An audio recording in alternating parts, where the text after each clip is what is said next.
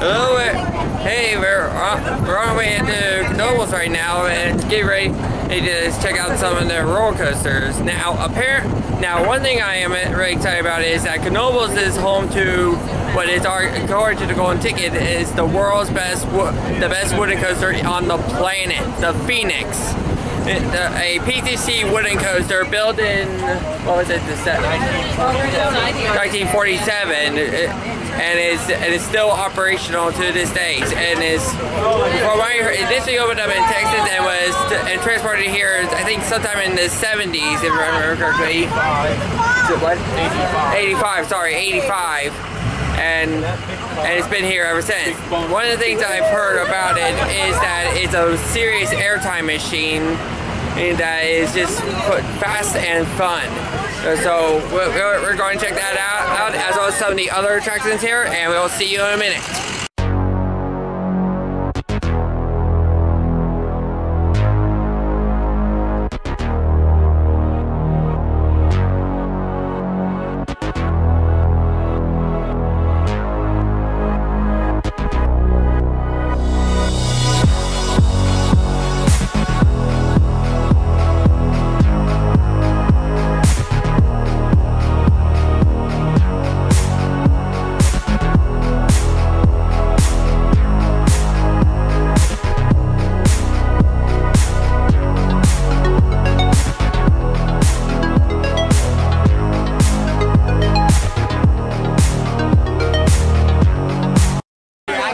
It was fun.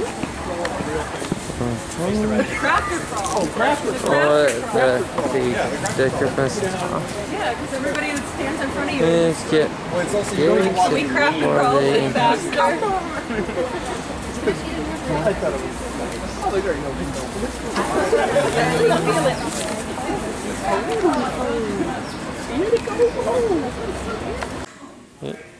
I'm sorry. Souvenirs. Black Diamond souvenir. Help us preserve our history. Please do not play the piano. It will play for you by inserting 50 cents. Don't have 50 Oh, it's a cents. player piano. I see, it's over there.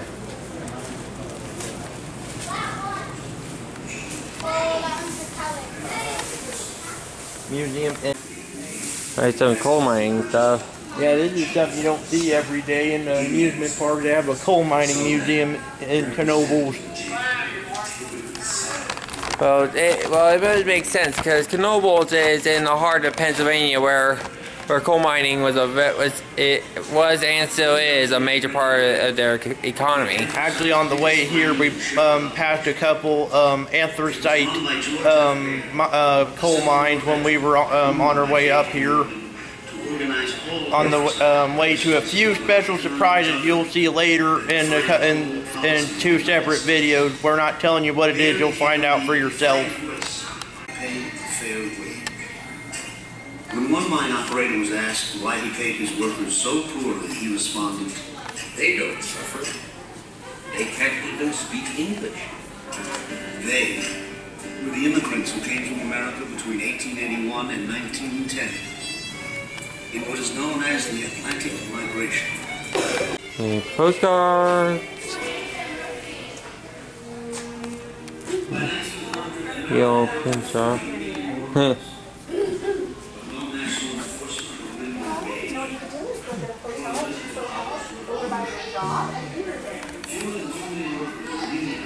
Then there's a replica of the bridge. The one that we passed on the way in. Ah. Or the one we went on. So, hey, kids, fly. It's a birthday.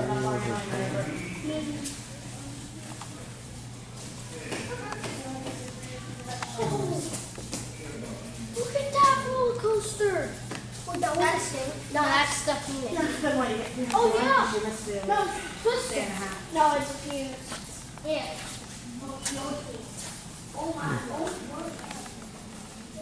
These are all the Knoebel family. Yeah. Or the Knoebel. That looks like Foxy. Yeah. That's Bonnie and that's Foxy. I know. It's like, yeah, it's like music.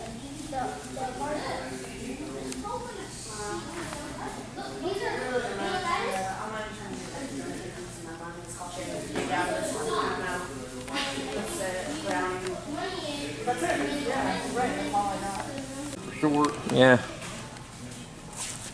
Where's the thing?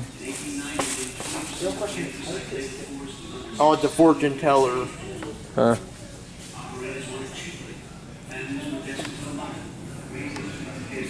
Yeah.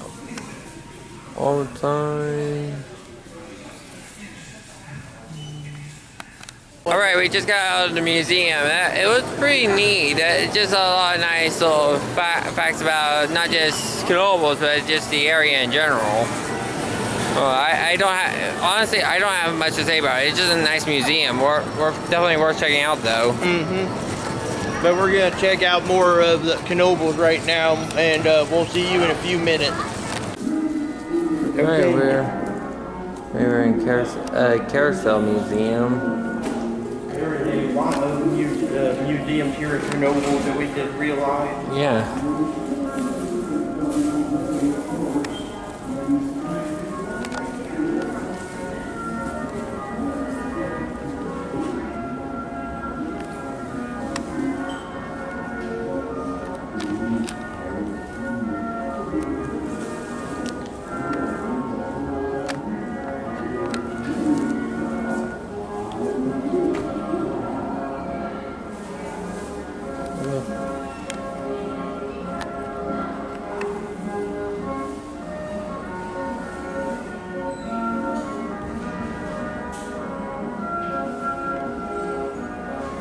That's a good eraser.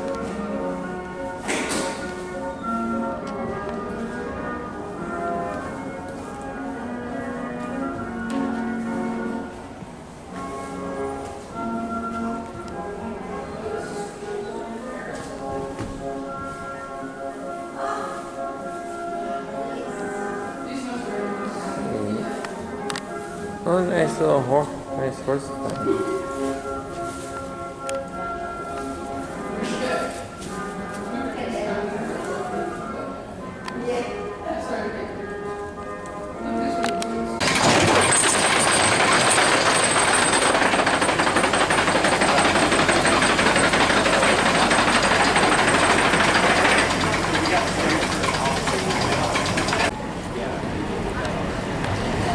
Alright, we're here for our second day at Knoebel, and we're about waiting in line for the ERTs on flying turns.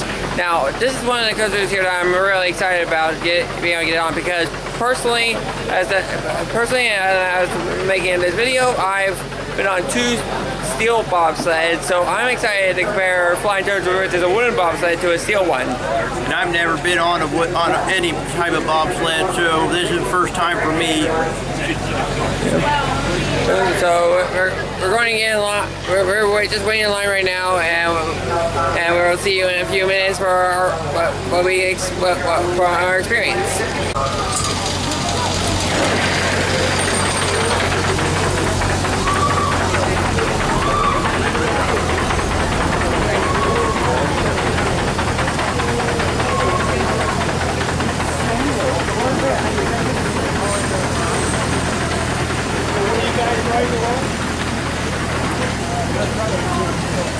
Alright, we just got off of flying turns, and I would say that it's just a really fun ride. It's not really that forceful, it's just a fun and interesting ride. And very, very smooth. And as for it being my first bobsled, I give it a 10 out of 10.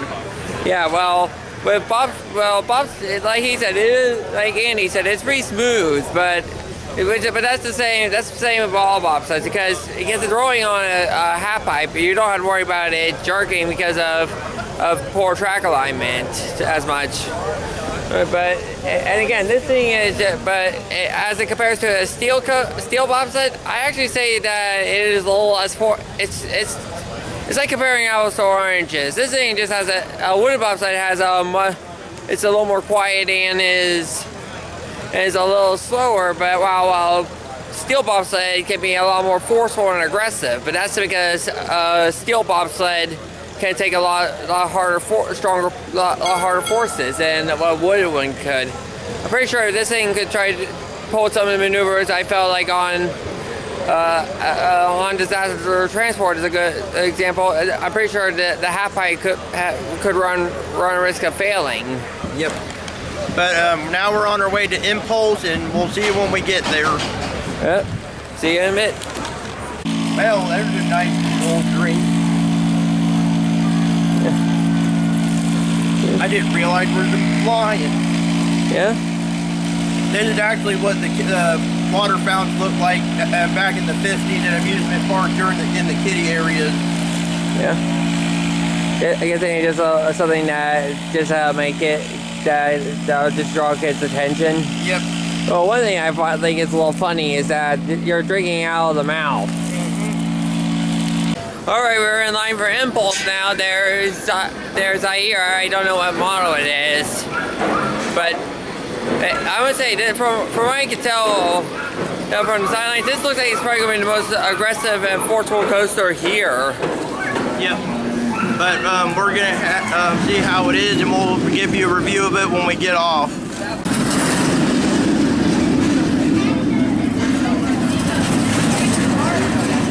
I'm getting low on battery, so you might need to take over. All right, we just got off of Impulse, and that was amazing. Yeah, like he said. You say again. That was amazing. Yeah, this thing was an insane ride. Probably one of the craziest. Well, definitely one of the craziest lift hill I've ever been on. I've never been on, as I'm making in this video, I've never been on a lift hill that went vertical. I have at Mystery Mine, but I think that's a lot steeper than Mystery Mine, but I could be wrong.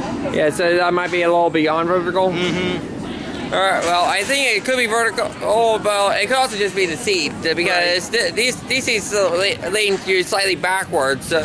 Wow, I guess in Mystery Mine might be seats you're sitting straight up and down. Yeah. All right, so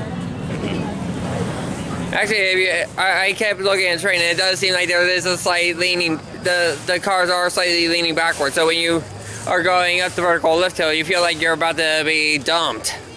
Yep, but we're gonna check out some of the roller coaster swap meet, and we'll show you what some of the stuff they have there, and we'll see you in a few minutes. Okay, wow. All I can say is wow. I can turn them up with it. Oh, yeah. Really? I'm having a little...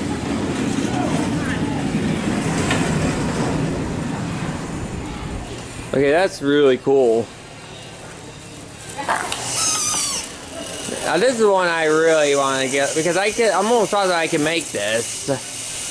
Actually, you have 3 motors on it.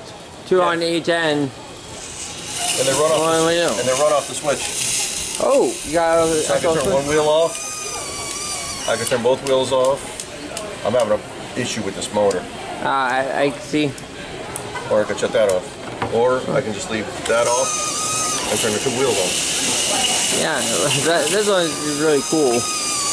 I noticed it's one of them is spinning a little fast. Is that normal for it, or? It's just the voltage. No. Okay.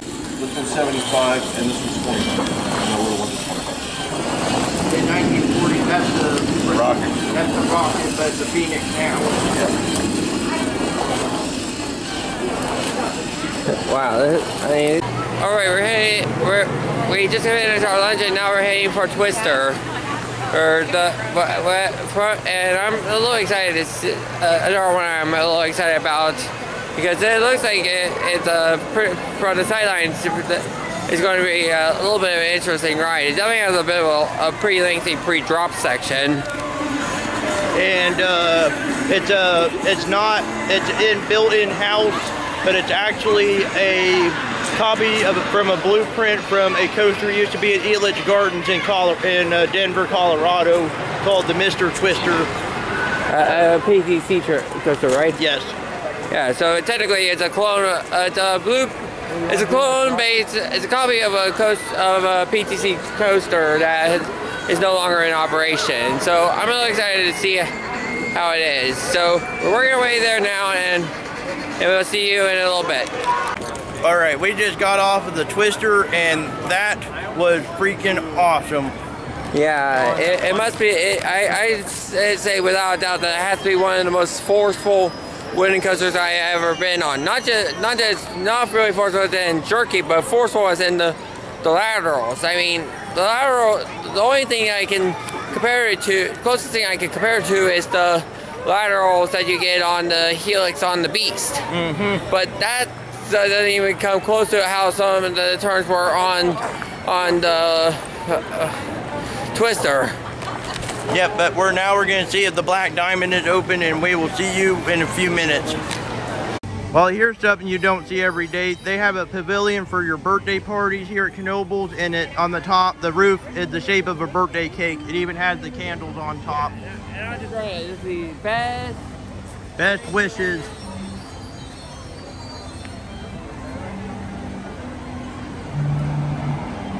Says congratulations on the other side.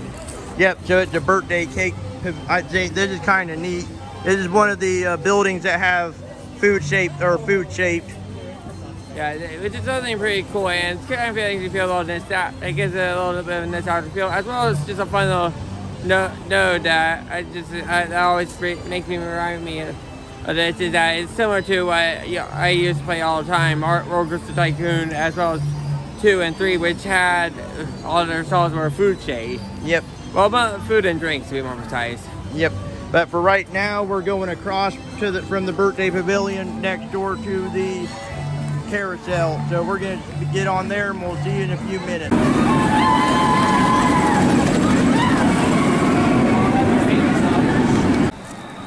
Are helping you are the guys. No, I'm going to start off.